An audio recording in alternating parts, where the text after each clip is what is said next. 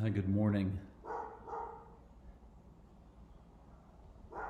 And so they take Jesus from the place of judgment, right, Gabbatha, where Pilate sat, and they crucified him.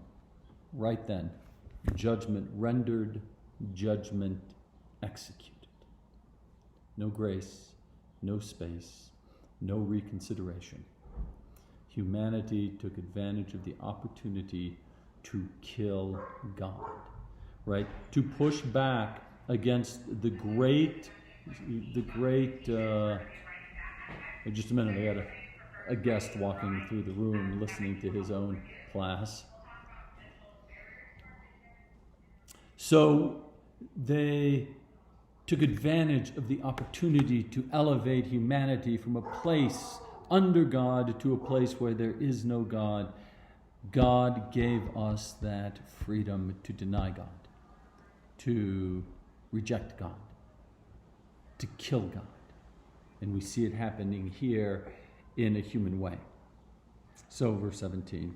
So they took Jesus and carrying the cross by himself, he went out to the place of the skull, which in Hebrew is Golgotha. Remember who he's writing to. There they crucified Jesus, and with him two others, one on either side, with Jesus between them. Pilate also had an inscription written and put on the cross. It read, "Jesus of Nazareth, the King of the Jews." Many of the Jews read the inscription because the place where Jesus was crucified was near the city, and it was written in Hebrew, in Latin, and in Greek. Then the chief priests of the Jews said to Pilate, "Do not write the King of the Jews," but this man said he was the King of the Jews. And Pilate says, "I've written what I have written." So this is super interesting because they wanted him to charge Jesus with the crime of sedition, right? And so Pilate does that, and then they want to qualify that, and Pilate won't allow them to qualify that.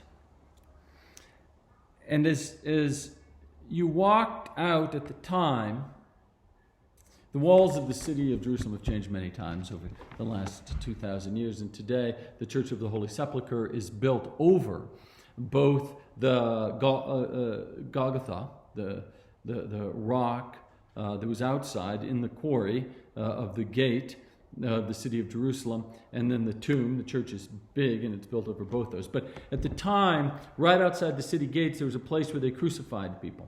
And the government did that as a warning, right? It was for people to know that this place was under the power and the control of Rome, and if people stepped out of line, they would be crucified. Freedom of speech did not exist. Coming together and protesting the government did not exist. The crucifixion was the way that the Romans kept things in line. It's a horrible way to die. Right? It is a death by painful suffocation as the lungs collapsed under the burden of the arms hanging there across the cross. And above it is an inscription of the crime, and it said, "Jesus, King of the Jews." And then it says, when the soldiers had crucified Jesus, they took his clothes and they divided them into 4 parts, one for each soldier. And they took the tunic, a new tunic, that was seamless, woven in one piece. So they said to one another, "Let's not tear it up, but cast lots to see who will get it." And this is to fulfill what the scripture says. The author reminds us from the Psalms, "They divided my clothes among themselves, and for my clothing they cast lots." And that is what the soldiers did. So Jesus' life was anticipated in scripture. Jesus then lived his life according to the playbook that is given in the Old Testament. And throughout, the author of the Gospel of John gives us clues, or ties back to the reality that God has direction in creation. God has intention. And Jesus does this wonderful thing of discerning his life in the context of Scripture to give to the world as a gift, to articulate incarnationally our relationship with God. And here's the really cool thing. God thought about your life that way as well. And God gave you Holy Scripture to find your life buried in it. Study it and think about that. God's intent is for you to live like Jesus would live if he had your life.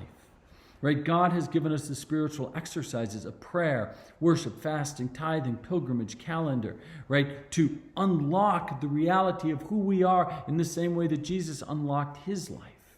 I encourage you to see your life as purposeful and planned and providential by God, particularly right now in the time of the pandemic, in the time of social outrage, and a recalibration of what it means to be a nation that understood or now better understands the original sin of slavery, right? You were born right now to be in this time